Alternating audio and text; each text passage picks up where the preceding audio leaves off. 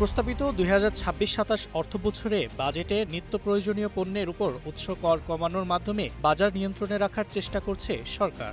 অন্যদিকে বিলাসবহুল ও আমদানিকৃত পণ্যের উপর শুল্ক ও ভ্যাট বাড়িয়ে রাজস্ব বাড়ানোর পাশাপাশি ভোগ কমানোর নীতিও নেওয়া হয়েছে।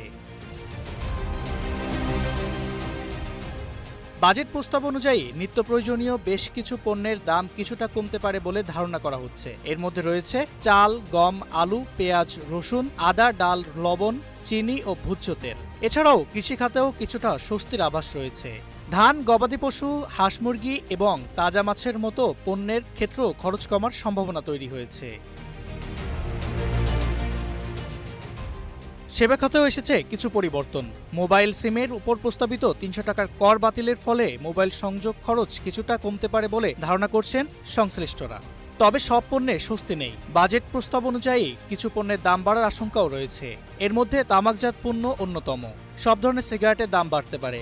আমদানিকৃত বিলাসবহুল পণ্যের ক্ষেত্রেও বাড়ছে খরচ। বিদেশি কাজু বাদাম, আমদানিকৃত পাঙ্গাস মাছ ও মধুর দাম বাড়তে পারে। প্রসাধনী ও প্রক্রিয়াজাত খাদ্য পণ্যের মধ্যে কফি, রেডিমেড খাবার, চকোলেট এবং লিফ লাইনার ও লিফ জেলের দাম বাড়ার সম্ভাবনা রয়েছে। গৃহস্থলী ও নির্মাণ খাতেও চাপ বাড়তে পারে। রডে ভ্যাট বৃদ্ধির কারণে নির্মাণ ব্যয় বাড়তে পারে।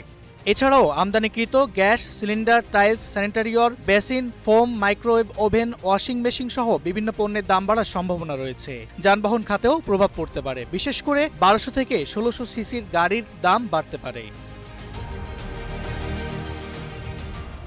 সব মিলিয়ে বাজেট একদিকে নিত্য প্রয়োজনীয় পণ্যে কিছুটা স্বস্তির বার্তা দিলেও অন্যদিকে বিলাসবহুল পণ্য ও আমদানি নির্ভর খাতে খরচ বাড়ার ইঙ্গিত দিচ্ছে। এখন দেখার বিষয় এই নীতির বাস্তব প্রভাব বাজারে কতটা প্রতিফলিত হয় এবং সাধারণ মানুষের জীবনে কতটা স্বস্তি এনে দিতে পারে। Abu Sayeed, global television, Dhaka.